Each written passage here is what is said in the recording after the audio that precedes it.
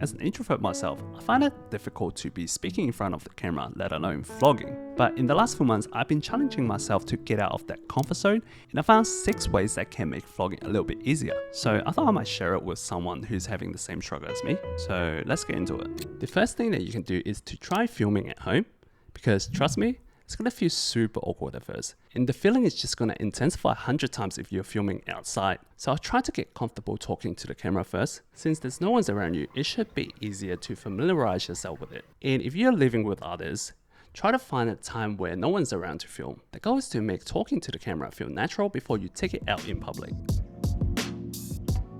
Good morning, guys. I woke up with a really bad headache this morning, but I got this matcha delivered yesterday, all the way from Kyoto. So hopefully after that, I'll feel a lot better.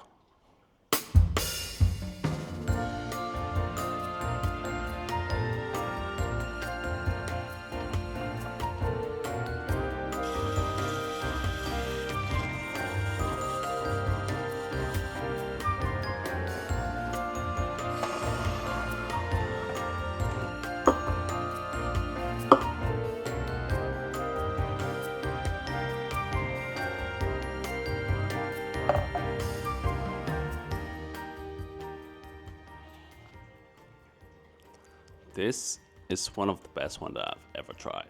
No joke.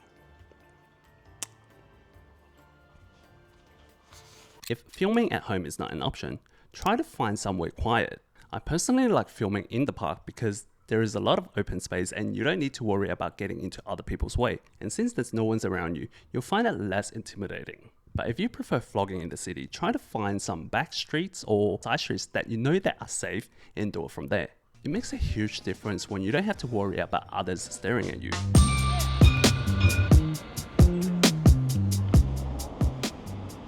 So I'm just on the side street of one of the busiest places in Sydney, Darling Square.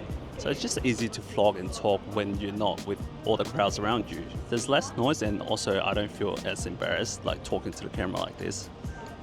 So yeah, this is a tip if you guys want to try it out. Okay, what if that's not possible? Well, there are 2 options. Number 1 is to use caption. It's great if you want to capture some natural sound without any interruption, or if you're in a place where it's not suitable to be talking while you're filming. The second option is voiceover. It's a good way to add additional context to your visuals. It's also a great way, sometimes even a more efficient way to get your message across. This next tip has helped me a lot previously, which is to do it with a friend. When you have someone doing it with you, it just feels natural and the conversation will flow better than you talking to the camera alone. And if you don't have a friend around, just pretend you're talking to one. Imagine you're telling a story to your best friend. This simple shift will make you sound more natural and less robotic. One of the things that make vlogging intimidating is the camera itself. A big mirrorless camera with a mic on is going to draw a lot of attention. If that makes you uncomfortable, try to use something a bit more discreet like your phone, an action camera, or the most popular vlogging camera right now, the Pocket 3. Also, sometimes it's quite hard to carry the whole camera setup to anywhere you go, so having something compact that fits into your pocket makes vlogging a lot more accessible. Before we move on, I just want to quickly show you some of the footage of the Pocket 3. Like if you don't want to use your phone or invest in a mirrorless camera, I think this is the best option right now. It's super incredible. Like as you can see, the footage is very stable and works really well in low light. I even brought this into Taeyeon's concert. I just want to test it out and it looks so great. Like just look at the people going up and down. This is just how crazy good the gimbal is.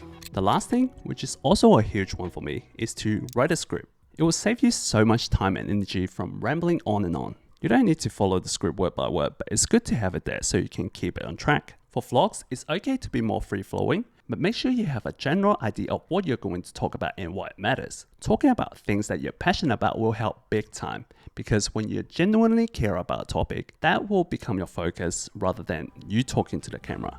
At the end of the day, you just need to take the first step. No tips or tricks will prepare you better than actually doing it. Your first vlog might feel messy, but from there, the only way is up. So embrace the mistakes and keep going.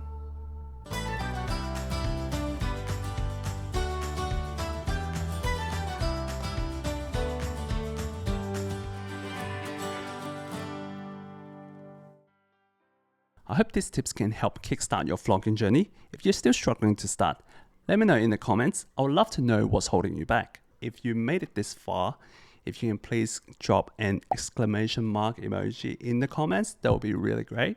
And if you find this helpful, please give it a thumbs up. It will help the channel to grow. Now, if you want to know how to shoot a vlog like a movie, make sure to check out this video.